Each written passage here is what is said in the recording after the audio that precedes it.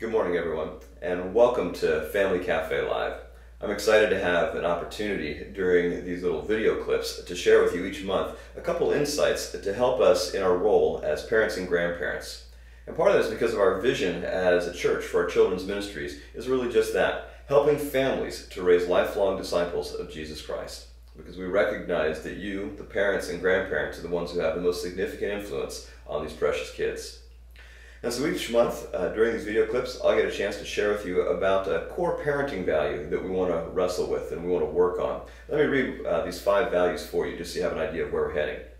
One is to widen the circle, the idea that we want to include others in the shaping of our children's lives, people that can be key influencers as well. Second, we want to imagine the end. We want to kind of get a picture in mind of what we want our kids to be like as they grow and mature in their faith. Third, we want to fight for their heart. It's no secret that there are lots of influences out there that are quite negative, that are bombarding our kids constantly. So how do we fight for the purity of their hearts?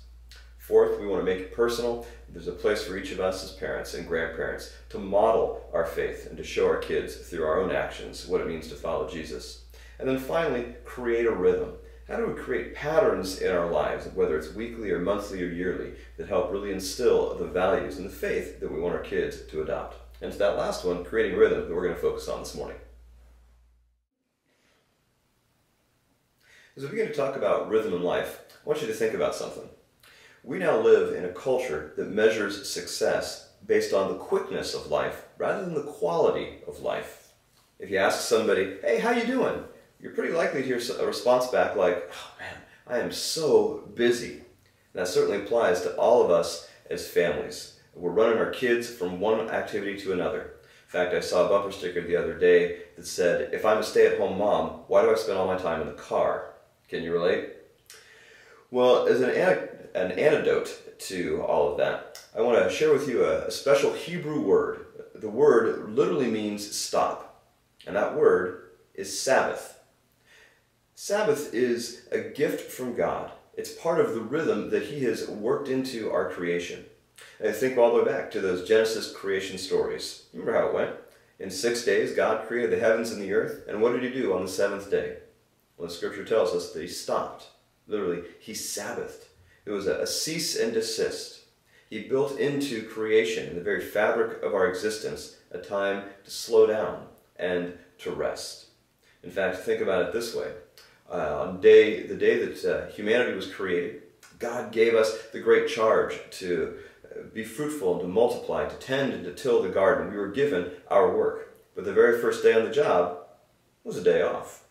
That's the rhythm that God has built into things. And it's a gift for us. An opportunity to have a mandatory rest stop in the great race of life. So how do we do this? How can we work a rhythm of both rest as well as hard work and busyness into our lives as families? Let me share a few thoughts with you.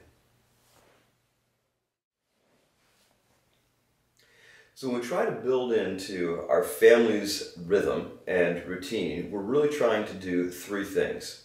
First, when we talk about Sabbath, we're talking about a time for rest.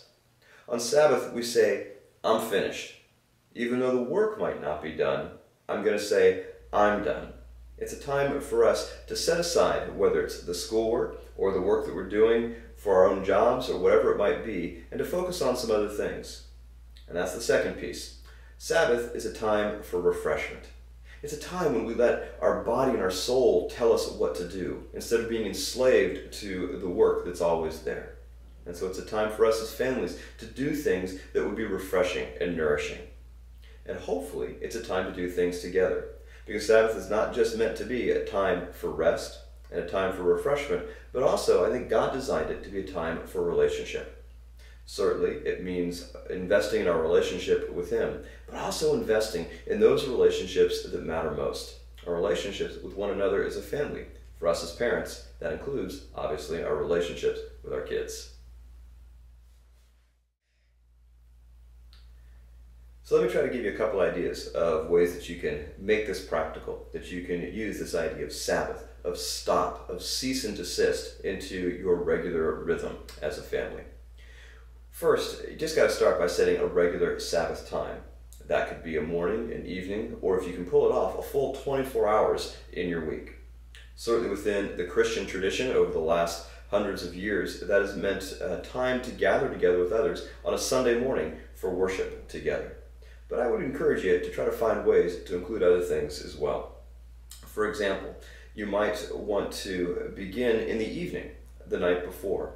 In our family, we've tried to set a Sabbath that starts with a Saturday night. And at that point, we try to turn off all media. We begin the evening with our meal together as a family. Sometimes it's just leftovers, sometimes it's something that's been prepared. But we have a special song that we sing as we start our Sabbath. We light a candle. What we're trying to do is to make it habitual through ritual. And you can find creative ways to do this too.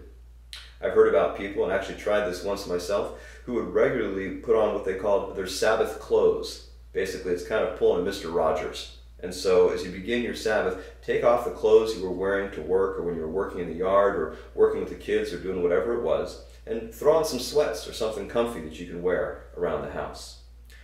Sabbath also is a great time to turn off all the electronic gadgets and things that are constantly clamoring for our attention. Put the cell phone on mute, or better yet, put it in a drawer. Take off your watch. Turn off, again, TV, computers. Because again, the point for this time is to focus on relationships. Do those things that will really be nourishing to your soul and fun together as a family. Whatever you do, the important thing is just to get started. Start small. Experiment. Talk together as a family. How can we work this into our rhythm of life? And then see where it goes from there. And I hope as you try some of these experiments, you share your stories with me. Let me know what you do. So again, start small, Sabbath, but start.